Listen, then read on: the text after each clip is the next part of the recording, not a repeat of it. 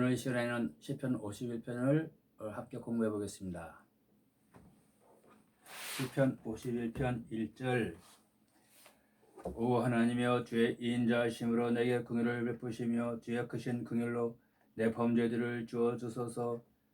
시편 51편은 다윗이 바세바에게 들어가서 범죄하고 나서 크게 뉘우치면서 시를 지은 시인데 하나님의 깊은 비밀 뜻이 함축되어 있습니다. 하나님의 주의 인자하심으로 내게 긍휼을 베푸시며, 하나님이 누구에게 하나님의 인자하심을 베푸시는가?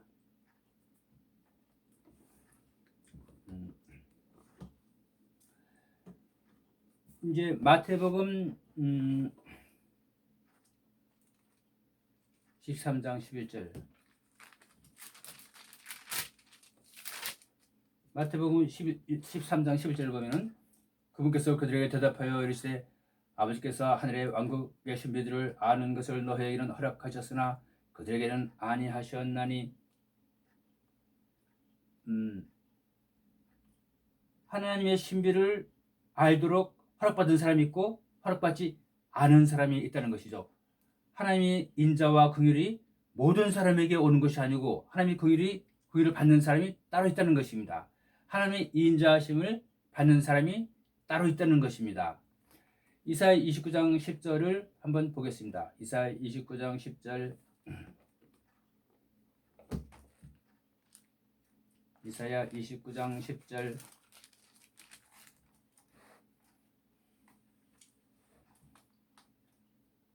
이는 주께서 깊이 잠들게 하는 영을 너희에게 부어주사 너희 눈을 닫으셨으며 선지자들과 너희 치자들과 선견자들을 덮으셨음이라. 선지자들과 치자는 이제 왕이죠. 교회 왕들, 목사들을 말합니다. 선견자들을 덮으셨음이라. 목사들일지라도, 하나님의 말씀을 전하고 말씀을 강론하는 목사들일지라도 하나님이 눈을 닫으셔서 보지 못하게, 진리를 봐도 읽어도 무슨 뜻인지 모르고 보아도 그게 무엇인지 알지 못하게 하나님의 책을 다 봉하셨다. 이렇게 되어 있습니다. 이사야 6장을 또 보겠습니다. 이사야 6장.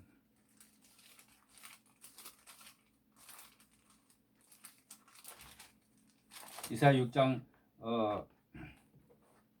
10절에 보면은 9절부터 읽어보면은, 이에 그분께서 이르시되 가서 이 백성에게 말하기를, 참으로 너희가 듣기는 들어도 깨닫지 못하며 참으로 보기는 보아도 알지 못하느니라 하여 이 백성의 마음을 둔하게 하고 그들의 귀를 둔하게 하며 그들의 눈을 닫을지니, 이는 그들이 눈으로 보고 귀로 듣고 마음으로 깨달아 회심함으로 고침을 받을까 염려함이라.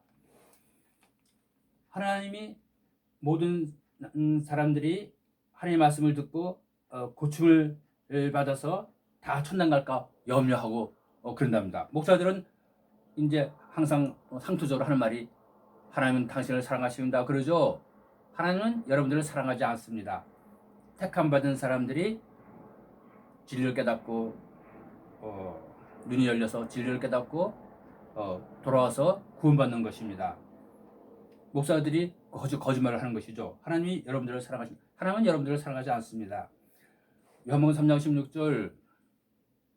하나님이 세상을 이처럼 사랑하사 독생자를 주셨으니 이는 저를 믿는 자마다 멸망치 않고 영생을 얻게 하려 하심이니라. 모든 사람이 영생을 얻는 게 아니고 믿는 자가 이제 회개하고 돌아서 영생을 얻는 것입니다. 이사야 53장 1절. 여호와의 벌이 누구에게 나타났느냐? 그러죠. 예수님이 나타났지만 믿는 사람이 아무도 없습니다. 그래서 누가 하나님의 인자를 받는가? 그 짝구절을 찾아봐야 되는 것입니다. 누가 하나님의 인자하심을 받는가? 시편 48편 9절을 보겠습니다. 오 하나님이여, 우리가 주의 성전 한가운데서 주의 인자하심을 생각하였나이다. 주의 성전 한가운데서, 그래서 이제 그 하나님의 성전의 한쪽에는 그 휘장이 쳐져 있어서 지성소가 있죠. 가장 거룩한 장소라 해서 지성소가 있죠. 하나님의 언약궤를 안치하는 곳. 또 이제 그 또 넓은 부분에는 성소라 해서 문으로 들어가면 오른쪽에는 떡상이 있고 왼쪽에는 등대가 있는 것입니다. 승금 등대가 있는 것입니다. 그래서 자로지어서 하나님 그 성전 정가운데에서 우리가 하나님의 인자심을 생각하나이다. 그 말이 아니고 하나님 성전 가장 중요한 곳, 언약궤 위에 긍휼의 자리, 하나님의 긍휼이 임하는 곳, 하나님의 임재, 하나님의 긍휼이 임하는 곳. 하나님의 이 임재는 종말의 야곱 종에게 하나님이 말씀과 성령으로 임하죠. 예수님이 말씀과 성령으로 종말의 예수님의 신부 야곱종에게 말씀과 성령으로 임하여 있습니다. 옛날에 건물 성전은 종말에 일어날 말씀 성전의 그림자죠. 말씀 성전의 그림자입니다. 그래서 우리가 이 인자심은 하나님이 누구에게 하나님이 인자를 베풀어 주시는가? 하나님의 성전, 말씀 성전인 대제사장 여호수아, 예루살렘, 예수의 신부 야곱종에게 인자하심을 베풀어 준다 이 말이죠. 이 시편 51편은 다윗인데 다윗은 어떤 사람인가에 대해서 먼저 생각해 볼 필요가 있습니다. 사무엘상 16장 2절을 보면은 하나님이 사무엘에게 암송아지를 끌고 가서 이새를 제사에 청하라 그러죠. 많은 사람이 다윗을 예수님이라 그렇게 말하고 있는데 알고 있는데 다윗은 예수님이 아니고 예수님의 신부 야곱종의 그림자로서 나온 사람입니다. 그래서 숫송아지가 아니고 암송아지를 끌고 가서 제사를 드렸던 것입니다. 암놈이라 하는 것은 처녀 여자를 이제 상징적으로 표현한 것인데 여자는 고린도후서 11장 2절에 교회를 처녀라 그렇게 말했습니다. 또 사무엘상 21장 6절을 보면은 사무엘상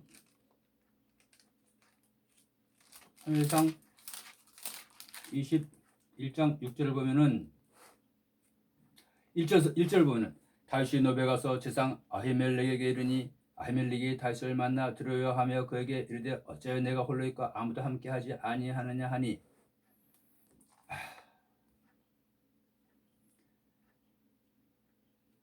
3절 이제 당신의 손 밑에 무엇이 있나이까 빵 5개나 무엇이든지 있는 대로 내 손에 주소서 하니 6절 보겠습니다. 이에 제사장이 그 거룩한 빵을 주었으니 이는 거기에 전시한 빵 곧 주 앞에서 취한 빵밖에 없음이었더라. 이 빵은 더운 빵을 놓는 날에 치워 놓은 것이더라. 그래서 하늘 성전 안에 진설병 진열해 놓는 빵을 대제사장 아히멜렉이 다윗에게 주었습니다. 그래서 다윗이 대제사장밖에 먹을 수 없는 그런 거룩한 빵을 다윗이 먹었다 이런 말이 있습니다. 다윗이 어떻게 대제사장밖에 먹을 수 없는 거룩한 빵을 다윗이 먹을 수가 있는가? 다윗이 빵을 나눠주는 사람입니다. 옛날에는 재정 분리라서 이제 왕과 제사장이 그 임무가 하는 일이 분리되어 있죠. 하지만 종말에는 우리가 멜기세덱의 반차를 쫓기 때문에 한 사람이 왕의 직분을 갖고 또 선지자의 직분도 갖고 제사장의 직분도 갖는 것입니다. 그래서 영적으로 보면은 이 다윗이 왕이고 제사장이 아닐지라도 그 제사장의 직분을 아울러 갖고 있는 것입니다.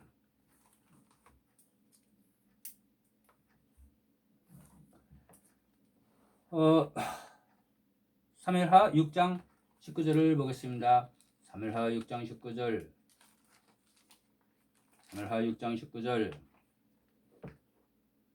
18절 10절 읽어보면 다윗이 태우는 헌물과 화평 헌물 드리기를 마치고 곧바로 만군의 주의 이름으로 백성에게 축복하고 온 백성 곧 이스라엘 온 무리에게 남녀를 막론하고 각각 빵 한 덩이와 좋은 고기 한 조각과 포도주 한 병씩을 나누어주며 온 백성이 각각 자기 집으로 돌아가니라. 다윗이 온 이스라엘 무리에게 각각 빵 한 덩이와 좋은 고기 한 조각과 포도주 한 병씩 나눠줬다 이런 말이 있습니다. 생명떡을 나눠주는 그러한 사람이라 이거죠. 이 구약의 다윗은 그림자로 나온 사람이라서 육신의 빵을 나눠주었습니다. 이 영적인 교훈은 종말의 다윗이 생명의 빵을 나눠준다 이런 뜻을 갖고 있는 것입니다. 종말의 다윗을 우리가 잠깐 짚고 넘어가겠습니다. 에스겔 34장 23절, 에스겔 34장 23절, 내가 한 목자를 그들 위에 세우고 그들을 먹이게 하리니 그는 곧 내 종 다윗이라. 그가 그들을 먹이고 그들의 목자가 되리라. 24절, 나 주는 그들이 하나님이 되고 내 종 다윗은 그들 가운데서 통치자가 되리라. 나 주가 이것을 말하였느니라. 또 내가 그들과 더불어 화평의 언약을 맺고 악한 짐승이 그 땅에서 그치게 하리니 그들이 광야에서 안전히 거하며 숲을 가운데서 잠을 자리라. 내가 그들과 산대산 주의 처소들로 하여금 복이 되게 하고 때를 따라 소나기를 내리리니 거기에 복의 소나기가 있으리라. 그리한즉 들의 나무가 자기 열매를 맺으며 땅에 자기 소출을 내리니 그들이 그 땅에서 안전하리라. 한 목자를 세우는데 그 목자는 하나님의 종 다윗이라. 그가 그들을 먹이고 그들의 목자가 되리라. 이렇게 되어 있습니다. 그래서 예수님은 종말에 말씀과 성령으로 임하기 때문에 영으로 강림하시기 때문에 직접적으로 우리에게 나타나셔서 말씀을 전해주고 말씀을 선포하고 계시록과 선지서를 전해줄 수가 없죠. 말씀을 받은 자 예수님의 신부 야곱종을 통해서 하나님이 구원과 심판의 사역을 감당하시는 것입니다. 이 다윗은 예수님의 신부 야곱종을 말하죠. 야곱종, 야곱, 다윗, 대제사장 여호수아, 예루살렘 시온 다 같은 사람입니다. 영적으로 보면 다 한 사람입니다. 이것이 이제 계시록 12장 5절에 보면은 계시록 12장 5절에 보면 여자가 산에 아이를 낳으니 이 아이는 장차 철장으로 모든 민족들을 다스릴 자라. 그래서 여자가 낳는 산의 아이, 철장 들고 나오는 아이, 모든 민족을 다스리는 만왕의 왕, 이 만왕의 왕이 야곱종이고 다윗이고 대제사장 여호수아인 것을 우리가 알 수 있습니다. 하나님이여 주의 인자하심으로 내게 긍휼을 베푸시며 주의 크신 긍휼로 내 범죄들을 주어 주소서. 누구에게 하나님의 긍휼이 임하는가? 시편 118편 3절을 보겠습니다. 시편 118편 3절. 이제 아론의 집은 말하기를 그분의 긍휼이 영원하다 할지어다. 아론의 집 대제사장 여호수아에게 하나님의 긍휼이 임한다 이 말이죠.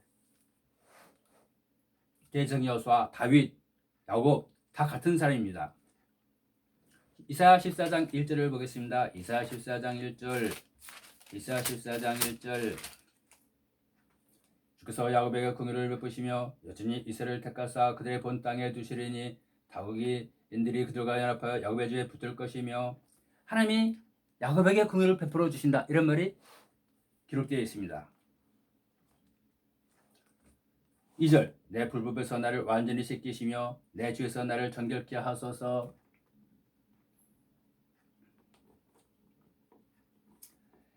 내가 내 범죄들을 시인하오니 내 죄가 항상 내 앞에 있나이다. 내가 오직 주께만 범죄하고 주의 눈앞에서 이 악을 행하였사오니 이는 주께서 말씀하실 때 의롭다 하시고 심판하실 때 깨끗하게 되려 함이니이다. 자기의 범죄를 시인하고 자기가 죄 있는 것을 알 때에 우리가 예수님이 필요하고 예수의 피로 용서를 구하게 되고, 그럴 때에 우리가 죄 사함을 위해서 함께 기도하고 예수님께 기도하고 속죄의 은총을 간구할 때에 예수님이 예수의 피로 용서해 줄 때에 우리가 의롭다함을 얻고 심판할 때에 심판의 정죄를 피하고 의인으로 거듭나서 이스라엘 14만 4천의 수에 들어서 공산당 심판하고 그리스도의 왕국을 건설하는 것입니다. 5절, 보소서 내가 불법 중에서 형성되었으며 내 어머니가 내 죄 중에서 나를 쇠퇴하였나이다.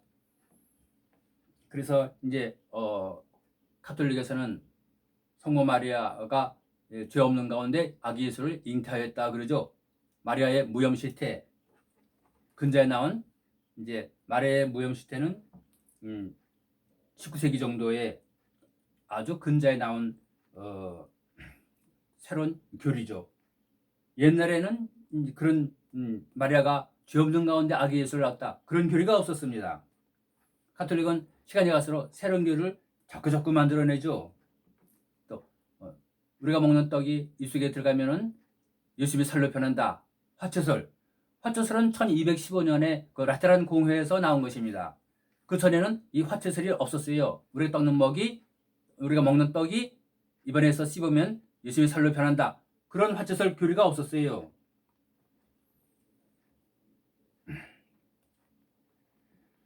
6절 보소서 주께서는 속 중심부의 진실함을 원하시오니 은밀한 부분에서 나로 하여금 지혜를 알게 하시리이다. 우리 마음에 진실함을 하나님께서 원하신다. 은밀한 부분에서 나로 하여금 지혜를 알게 하시리이다. 모든 선지자는 종말에 있을 일에 그림자로 나왔다 그러죠. 호세아 12장 10절을 잠깐 보겠습니다. 호세아 12장 10절. 호세아 12장 10절. 내가 또한 선자들을 통하여 말하였고 선자들의 사역을 통하여 환상을 많이 보여주었으며 비유를 사용하였노라.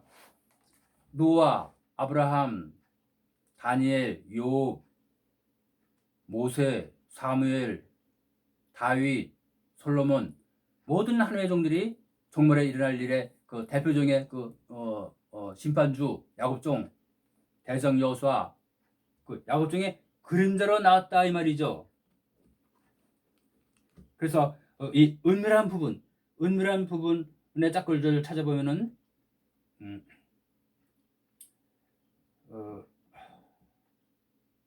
이사야 3장 17절을 보겠습니다. 이사야 3장 17절. 이사야 3장 17절. 그러나 주께서 시온의 딸들의 정수를 치사 상처 딱지가 생기게 하시며 주께서 그들의 은밀한 부분들을 드러내시리라.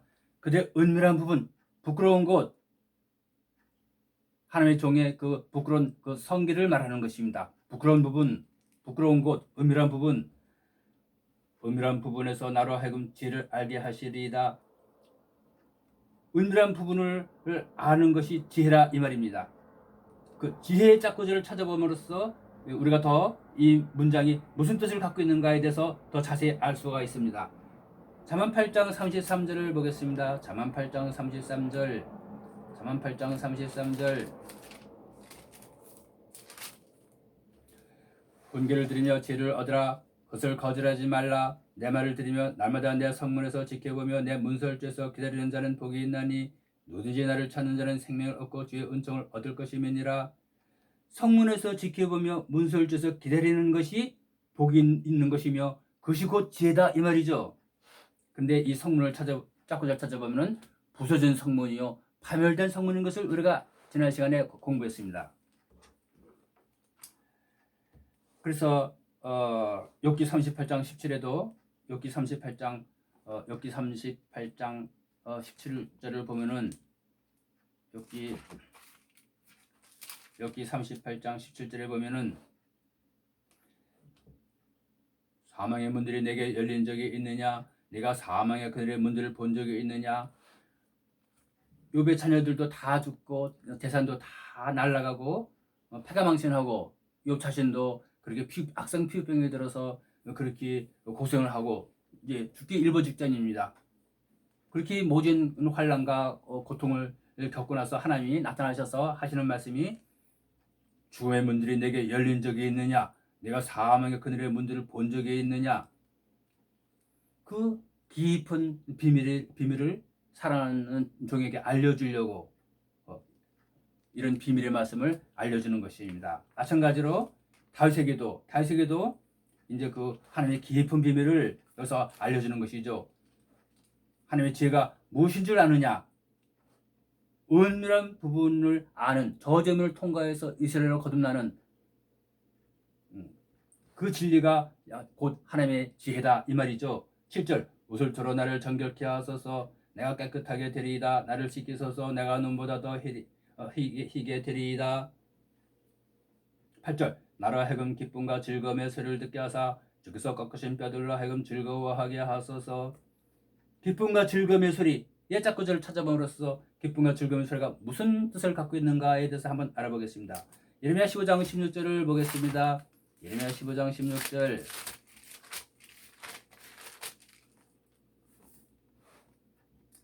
오주 만군의 하나님이여 내가 주의 말씀들을 발견하고 먹음에 주의 말씀이 내게 기쁨과 마음의 즐거움이 되었사오니 이는 내가 주의 이름으로 일컬음을 받음이니이다. 하나님의 말씀이 내 마음에 기쁨과 즐거움이 되었다. 이렇게 예레미야는 고백하고 있습니다. 나로 하여금 기쁨과 즐거움의 소리를 듣게 하사 진리를 깨닫게 하사 이 말이죠. 주께서 꺾으신 뼈들로 하여금 즐거워하게 하소서.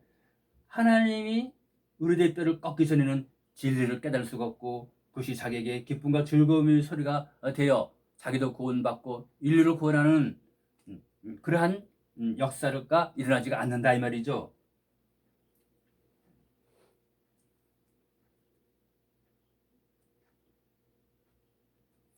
그래서 다윗의 뼈가 꺾여졌다는 것이 아니라 다윗의 뼈가 꺾여졌다는 것이 아니고 뼈가 꺾이는 것 같은 그런 고통을 받았지만 그 고통을 통해서 진리를 깨닫게 되고 하나님의 말씀을 깨닫게 되었다. 이런 고백을 지금 하고 있는 것입니다.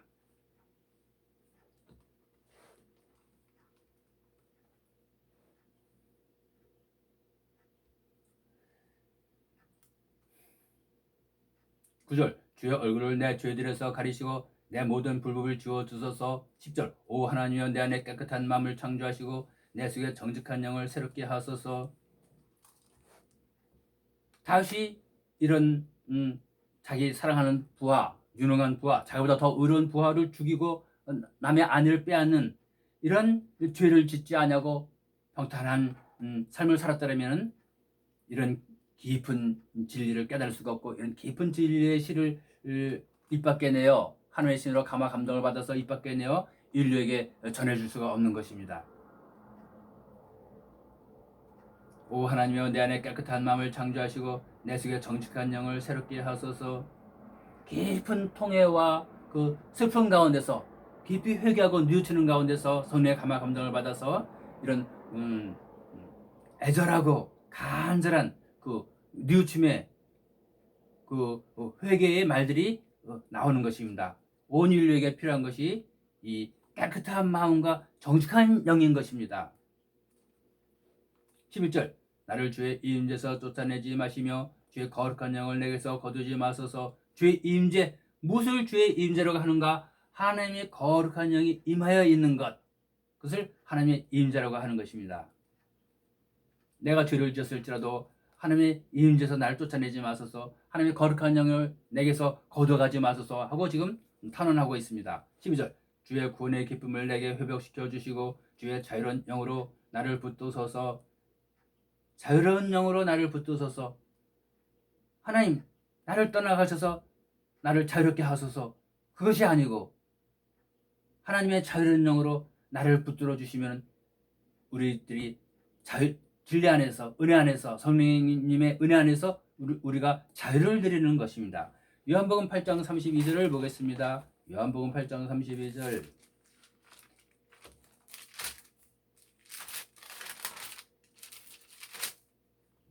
진리를 알지니 이 진리가 너희를 자유롭게 하리라. 우리가 진리를 알고 진리를 깨달으면 오히려 우리는 더 진리 안에서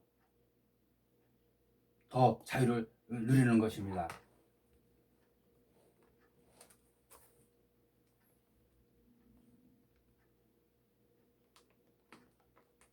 13절 그리하시면 내가 범죄자들에게 주의 길들을 가르치리니 죄인들이 주께로 회심하리이다. 다음 시간에 계속하겠습니다.